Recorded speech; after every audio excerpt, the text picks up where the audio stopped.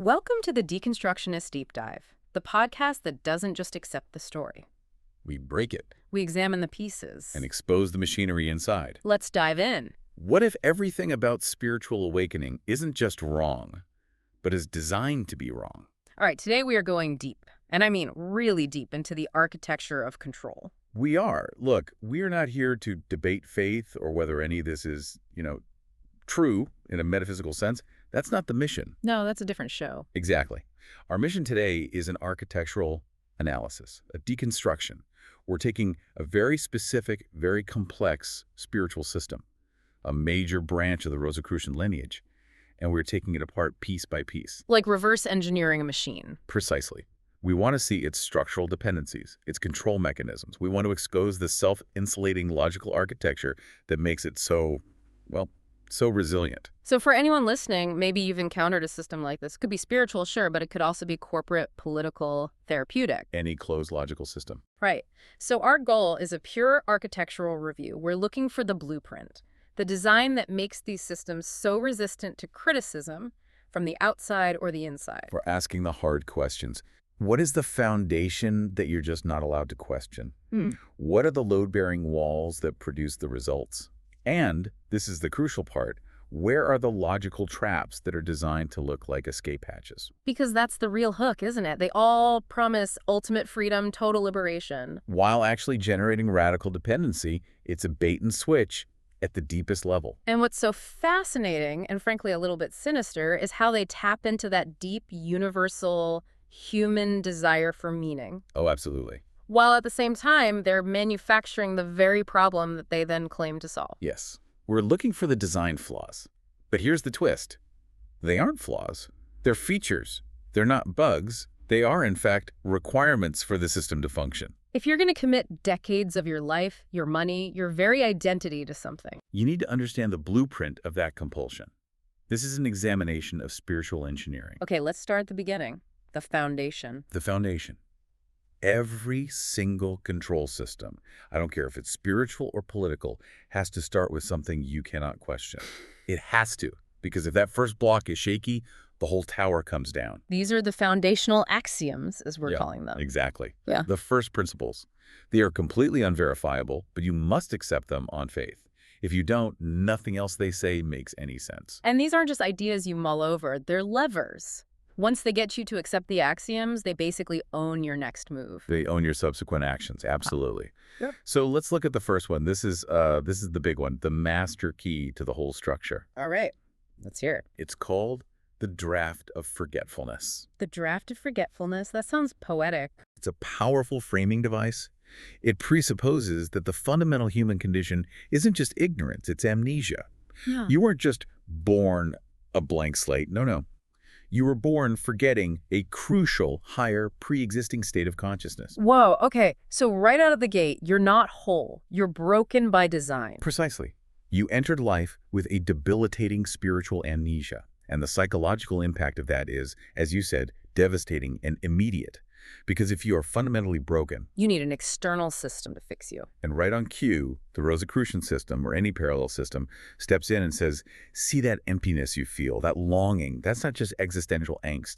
That's the proof of the amnesia. And guess what? We have the cure for your manufactured problem. It's genius because it takes a universal human feeling, that sense of being a little lost, of searching for something more. And it pathologizes it. It weaponizes your own confusion against you. If you feel lost, the system nods and says, see, just as we predicted, you are lost. You have failed to awaken. It turns a normal human state into an immediate crisis that requires their intervention. And this is where the logical firewall comes up, isn't it?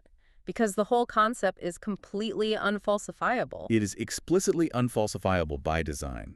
It is the perfect immunization strategy. Tell me, how do you empirically prove the absence of a pre-incarnational memory? You can't. You can't. And if you spend 20 years trying to remember and you fail, what does the system say? It says, the draft of forgetfulness is stronger than you thought. You need to try harder. You need more of our techniques. Exactly. Any lack of memory just becomes more proof of the premise. It's entirely self-validating. It's like a computer virus whose only symptom is making you doubt your own hardware. The more you doubt, the more the virus is clearly working. So if I'm a skeptic and I come along and say, look, maybe I don't have past life memories because past lives aren't real. Then the system just categorizes your skepticism not as rational inquiry, but as a symptom of the amnesia itself. The draft is so powerful it even makes you deny its existence. It's a perfect, closed loop, impeccably designed. And that one single axiom generates all the internal pressure you need to buy into everything else that follows. Okay, so the individual is now framed as broken, amnesic. What's the next step in the architecture? Well, once you believe you have a problem, the system needs to establish its authority as the only one who can provide the solution. And it does this with a narrative of historical regression. This is the classic fall from a golden age story. It is. The claim isn't just that you forgot your past life. It's that all of humanity has devolved. We supposedly went from this state of, effortless clairvoyance where we talk to angels. Right, the good old days. To the limited, fumbling, materialistic world we live in now. Our modern science, our logic, our technology, it's all painted as inherently inferior. And the purpose of that narrative is just pure authority justification. It positions their system not as some new idea you could question, but as the grand restoration of something ancient and superior that was lost. It establishes a temporal hierarchy. A temporal hierarchy. I like that. So ancient automatically equals better. Ancient equals superior. The distant past is wiser, more potent. So you can't criticize the methods because they're just trying to get us back to when humans were, well, better. To question the text is to question a superior epoch. It elevates the whole lineage above scrutiny. Completely. And then they layer something else on top of it. They leverage this devolution story with the idea of cyclical time and urgency. The Kali Yuga. The Dark Age. Exactly, the Dark Age. They imply that time isn't infinite. There's a cosmic deadline. In fact, some of the lineages we looked at dated the end of this Dark Age very precisely to the year 1899. That specific date is a powerful psychological tool. It's not some vague someday. It's a real event. It creates a window of opportunity. If humanity is finally exiting this Dark Age and we're on the cusp of a new Golden Age, then there is immense temporal pressure to commit. Right now. No questions asked. It's spiritual FOMO, fear of missing out on the cosmic evolution. That is exactly what it is. You have to act now or you'll miss the boat. It just short circuits critical thinking. You don't have time to analyze or compare systems. You have to rush into practice because your short life is running out and the window of opportunity is closing. It is a spiritual, limited time sale. Okay, so we have the problem. I'm amnesic. We have the authority. They're restoring a lost golden age. And now we have urgency. But what are the stakes? Why should I care so much? Now we get to the third foundational axiom, the stakes. This is what we call subtle body accounting. Subtle body accounting. If amnesia is the problem and their system is the cure, the ultimate prize is building a structured, fully developed, subtle body that has post-mortem value. Without their specific structure, your existence after death is, well, it's diminished, it's fragmented. Maybe lost entirely. So this is the ultimate value instrumentalization of your entire existence. Your life here on Earth isn't for living or connecting or joy. Nope. It's a spiritual savings account for the afterlife. And the spiritual capital, it's not just about being a good person. Not at all. It's defined by accumulating very specific thought forms, mastering prescribed emotional templates, developing esoteric abilities. It's a proprietary form of currency. And the pearl of great price mechanism ensures that every single thing you do is measured against this one single objective. But who's checking the balance sheet? Who's the auditor? That's the genius of it. The auditor. The auditor is you. The system forces you into a state of perpetual self-surveillance. Oh, wow. If every thought, every feeling, every action is a spiritual accounting entry, a credit or a debit to your subtle body asset, you never get to turn off that internal performance metric. You become your own jailer. You become your own jailer, constantly monitoring your emotional reactions, filtering your thoughts, and measuring everything against an impossible standard. The system doesn't need to police you when you're policing yourself 24/7. It's absolute internal adherence, which is so much more effective than external discipline. It's a sophisticated kind of internal optimization. You're optimizing your soul for the next life, but you're completely sacrificing your ability to live authentically in this one. That is the fundamental trade. And that trade is locked in by these three axioms. Okay, so the foundational trap is now set. The problem is manufactured. I'm forgetful. The stakes are impossibly high. My eternal soul is on the line. I'm primed, I'm anxious, I'm ready to do whatever it takes. Exactly. So now the system has to introduce its operational machinery. It has to guide that high-stakes action. We're moving from the why to the how. From motivation to methodology. Right. If you're convinced you have to accumulate this spiritual capital before the deadline, you need a very specific set of instructions on how to manage your inner landscape to do it. And this is where the three centers model comes in. Yes, this isn't just a description of a human being. It's a proprietary operational manual that tells you which parts of yourself to prioritize for control. Let's break those down. Yeah. First, you have the head center. That's your nerve sense system. It deals with light, consciousness, perception, basically thinking. Then the will center. That's your metabolic link system. It's about life, vitality, physical energy, action. And then, crucially, there's the heart center. The heart center, the rhythmic system. This deals with love, emotion, morality, feeling. And the texts are explicit. This is the central organizing principle of the entire human being. And the system dictates which center has to be in charge. It dictates a very specific activation process. For the Rosicrucian method, it's center out. The heart center, your emotional and moral life, must be prioritized first. It has to coordinate the other two. Okay, but why? Why prioritize the heart? What's the strategic advantage there? Because if you can control the emotional and moral life of the aspirant before they can apply critical thought, you control the whole system. If the heart is the central coordinator and the system dictates exactly how that heart should be trained, then your thoughts and actions have to flow from their pre-approved emotional template. exactly. It installs a moral filter that comes before rational skepticism. Before your head center can think critically about the claims, before your will center can act independently, you first have to check if your response aligns with the prescribed feeling. So they're basically installing a proprietary operating system for your inner life. And the heart center is the admin password, and only their teachings can give it to you. If your heart is trained to feel reverence for the masters, your mind will have a very hard time generating skepticism toward the teachings. So once that structure is in place, then they give you the training regimen, the 6 Rosicrucian exercises. The training wheels, yes, they're presented as tools for your personal development. But structurally, they are methods of directed conformity. They retrain that internal auditor we were just talking about. And they require constant self-manipulation. Profound, continuous self-manipulation. You've got exercises for directing your thinking, your feeling, your will, but then there are a few that are especially powerful. Like unbreakable positivity. Yes, let's focus on that one. This isn't just have a nice day. This is an ideological scrubber. It mandates that any negative internal friction, anxiety, resentment, or critically doubt about the system must be actively neutralized and replaced with a positive, accepting thought. So doubt itself is pathologized. It's a failure of your practice. Exactly. If you find yourself thinking, hey, these lineage claims sound a little fishy, or I'm resentful of how much time this takes, the system tells you that's just a deficiency in your positivity exercise.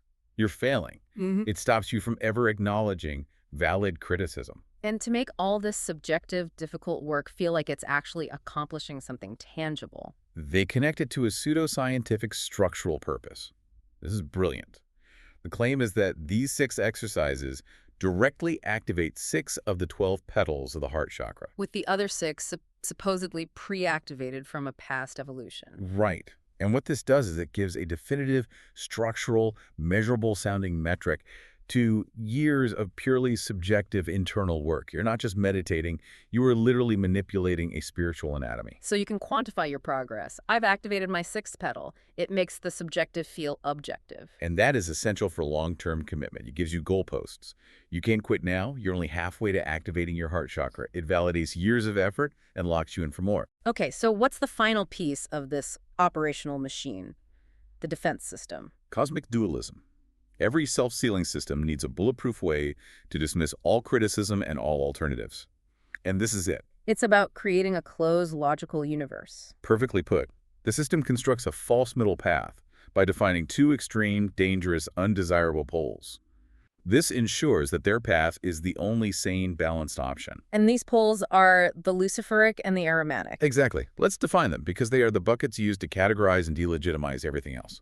On one side, you have the Luciferic pole. This is ungrounded spirituality, constant ecstasy, visionary inflation, illusory teachings. So basically, this pathologizes joy, spontaneity, individualism. Any spiritual path that isn't their highly structured one is just a Luciferic delusion. Correct. And on the other side, you have the Ahrimanic pole. This is dead materialism, cold science, Darwinian survival, rigid skepticism, spiritual denial. So this pathologizes science, critical thinking, and just acknowledging empirical reality. If I use logic to point out that the draft of forgetfulness is an unfalsifiable premise, You are immediately categorized as succumbing to a Ahrimanic, soul-crushing materialism. so you're trapped. There's no way to stand outside the system and criticize it. None. You can only be one of the two dangerous extremes. If you find the practice too rigid, you're Luciferic. If you question the claims, you're Ahrimanic. The system is perfectly immune because it has pre-labeled all possible critique as spiritual poison. It's a self-sealing logic chamber. So we have the structure, the foundation, the machinery. Now we get to the fuel, the emotional leverage. How does the system make sure you stay committed day after day, year after year? This is where they weaponize human destiny. It's about creating a sense of cosmic significance that is 100% dependent on you following their rules. A grand purpose, the teleological framework. Yes, they define humanity's esoteric purpose as becoming spirits of love and freedom. You have to perfectly balance unity and individuality, submission and choice. And they leverage this with the snowflake metaphor. You are unique. Your spiritual crystallization is a one-time event in the cosmos. That's the bait for the ego. You're special. But that specialness comes with an enormous existential burden. The obligation trigger. The obligation trigger. The teachings claim that the entire universe, the cosmic evolution of all consciousness, is deprived and incomplete if your specific destiny is unfulfilled. Your failure isn't personal, it's a universe-level tragedy. That is an insane amount of pressure to put on someone. It's cosmic weight.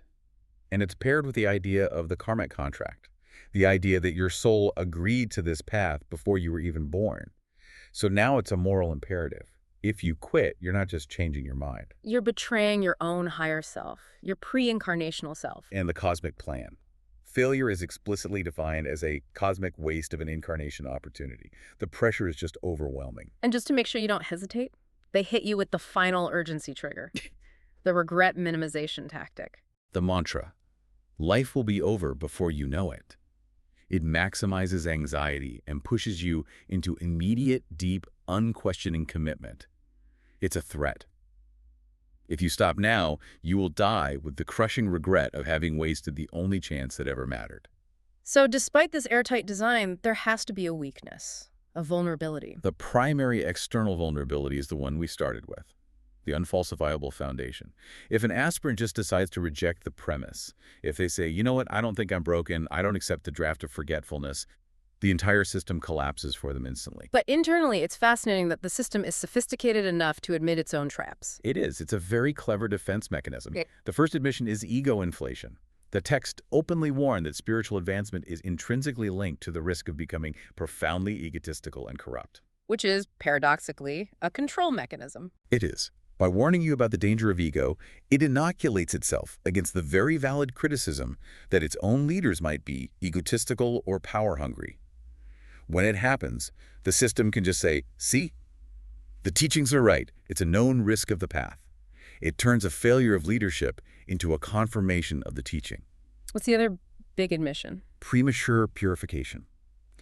The system acknowledges that forcing radical moral purity too soon, especially around something as core as sexuality, leads to a massive psychological backlash. Suppression doesn't work. Which leads to the most crucial admission of all, the one that really sustains the whole journey.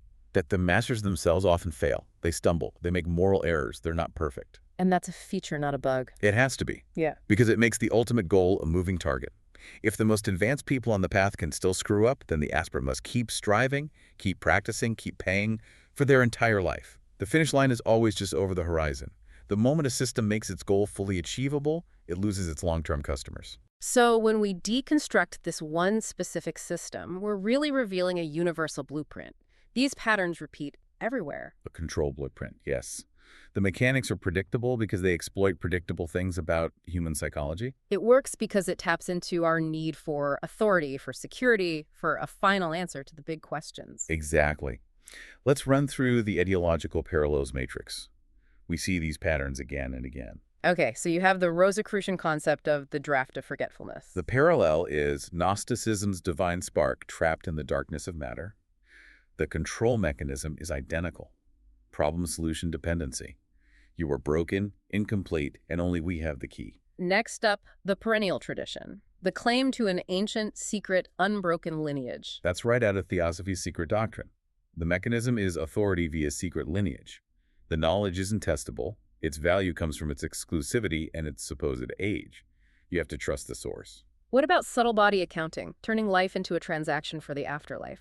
You see that clearly in some forms of evangelical Christianity, with the idea of storing up treasures in heaven. The mechanism is the instrumentalization of existence. Life now is just an investment for a return later. It drains the present of its inherent value. And finally, the Cosmic Dualism, the Luciferic and Ahrimanic poles. That's a classic political strategy, constructing a radical center, the false middle path.